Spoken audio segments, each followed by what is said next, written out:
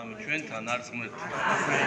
ერთად ალოცვილი გამყოფოთ, ეს არის გიორგობა, ჩვენი ტაძარი წმინდა გიორგის სახელობისა, პირველ რიგში ჩვენი ტაძრის მრევლს გილოცავთ, თქვენი ტაძრის მესასწაულია და ჩვენს ქვეყანაში ასევე წმინდა გიორგის ტაძრები სავსეა ქვეყანა და პრაქტიკულად მთელი ჩვენი ეკლესიის მრევლს ულოცავთ დღევანდელ დღეს.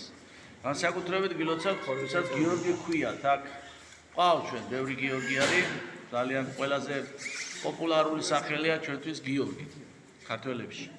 და ინებოს უფალმა რომ ეს სახელი დარჩეს, პოპულარული სახელი, თუმცა სამწუხაროდ ჩვენ ყველაფერს ვაკეთებთ იმისთვის, რომ მუჰამედი გადაიქცეს საქართველოში უფრო პოპულარულ სახელად ცოტა ხანში. ჩვენ თავს ვიკლავთ ამისთვის, რომ ესე მოვიქცეთ სამწუხაროდ. და იმედია რომ გიორგი დარჩება პოპულარული სახელი, არ დავკარგავთ არც წარსულისადმი პატივისცემას, არც მომავლის იმედს. და ლოცვილი გამყოფოთ უფალმა. წმინდა გიორგი, როგორც მოგეხსენებათ, დიოკლეტიანის იმპერატორობის დროს იყო დიოკლეტიანის სარდალი, დაცვის უფროსი. ანუ რიგითი ჯარისკაცი კი არ ყოფილა, ერთ-ერთი წარმატებული პიროვნება იყო რომის იმპერიაში იმ დროისათვის.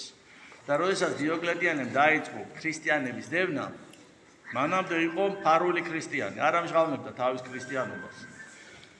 ანუ როდის არ ამჟღავნებდა ქრისტიანობას, როდესაც იყო მშვიდობა და როდესაც დევნა არ იყო ქრისტიანების. დემონსტრაციულად კი არ აკეთებდა, რომ მე მარხულობ, მე ეკლესიაში დავდივარ, მე მორწმუნე ვარ, ნაცნობი ფრაზებია, ხო, ჩემო ძვირფასები. არამედ როდესაც არ იყო დევნა, მაშინ იყო წყნარად.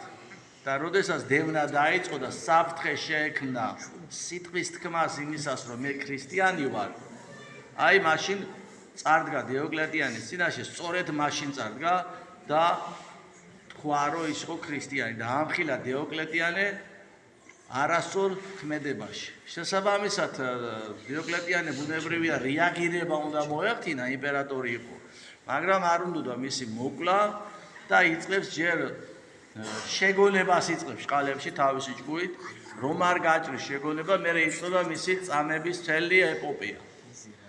წმინდა გიორგი რომ ჩვეების განმავლობაში და სხვა სახის წამებები არის დაფიქსირებული, მე არ ვიცი, არ მახსენდება, შეიძლება ვცდებით, ჩემო ძვირფასებო, მაგრამ მე არ მახსენდება, რომელიმე სხვა წმინდანი ამდენი ხნის განმავლობაში და ამდენი სახის სხვადასხვა სახის წამებები გაევლოს და გაეტარებინოს. და ბოლოს დღეს არის ბორბალზე წამების დღე.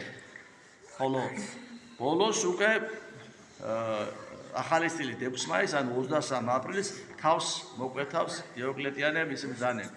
ამ წამების პროცესში უამრავმა ადამიანმა აღიარა, რომ ჭეშმარიტ არს ღმერთი გიორგისი. ანუ ქრისტე აღიარეს, როდესაც უყურებდნენ წმინდა გიორგის ქმედებას და გაუტეხლობას აღიარეს წმინდა, აი ქრისტე აღიარეს მაყურებლებმა. მერთმა დალოცვილი გამყოფოთ, ჩემო კარგებოდა ინებოს მაღალმა ღმერთმა, რომ ჩვენი ერი არის წმინდა გიორგზე შევადრებული ერი, მოგეხსენებათ. და შემთხვევით არ არის ჩვენთან გიორგი, რომ ყველაზე პოპულარული ეს არ არის შემთხვევით. საუკუნეების მანძილზე ჩვენ მუდმივად ვიყავით ბრძოლაში. ბრძოლაში, შრომაში და ლოცვაში. და წმინდა გიორგი არის მეომარი. და შესაბამისად წმინდა გიორგის ცხოვრება ძალიან გავს ქართველი ერის ისტორიას და ცხოვრებას. ძალიან გავს ეს.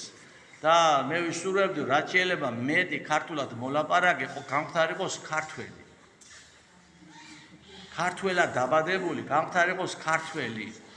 მე ამას ვისურვებდი და ასე დავლოცავდი ჩემს ქვეყანას და ჩემს ერს. რომ ქართველობა არ ნიშნავს იმას, რომ ქართულად ლაპარაკო. ვიღაცამ შეიძლება უცხოელმა ისწავლოს ქართული ლაპარაკი, არ არის ის ქართველი. ქართველობა არც იმას ნიშნავს, რომ საქართველოში ცხოვრობენ. არც სხვები ცხოვრობენ საქართველოში. ქართველობა ნიშნავს ქართულად აზროვნებას. ქართველობა ნიშნავს შენი ერისადმი პატივისცემას, შენი ისტორიის ცოდნას და შენი წარსულით აწყოს ცხოვრებას აწყოში და აწყოში ისი აწყობას, რომ მომავალიც ყოფილიყოს წარსულის პატივისცემელი. ეს არის ქართველობა, ყოველ შემთხვევაში ჩემი გაგება. და ინებოს მაღალმა ღმერთმა, რომ ძალიან უფრო და უფრო მეტი ქართველი ყოფილიყავით საქართველოში ქართულად მოლაპარაკებები.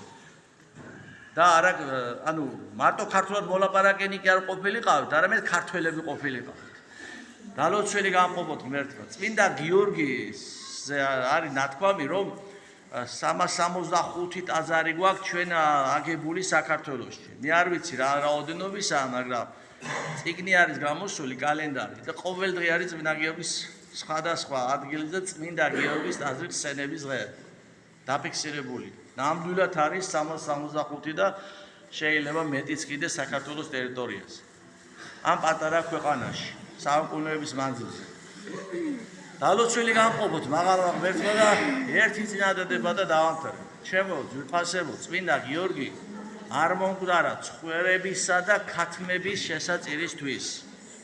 ამისთვის არ მომკვდარა. არაფერ კავშირში არ არის ცხვრებისა და ქათმების წმინდა გიორგის დროს იქით-აქეთ ფრიალი და დაკლა და არ იქა გიორგობის აღნიშვნა. კავშირში არ არის საერთოდ ერთმანეთთან.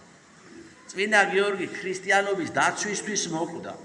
ხოლო თუ ჩვენ რამეს დავკლავთ, იმიტომ რომ ვისადილოთ.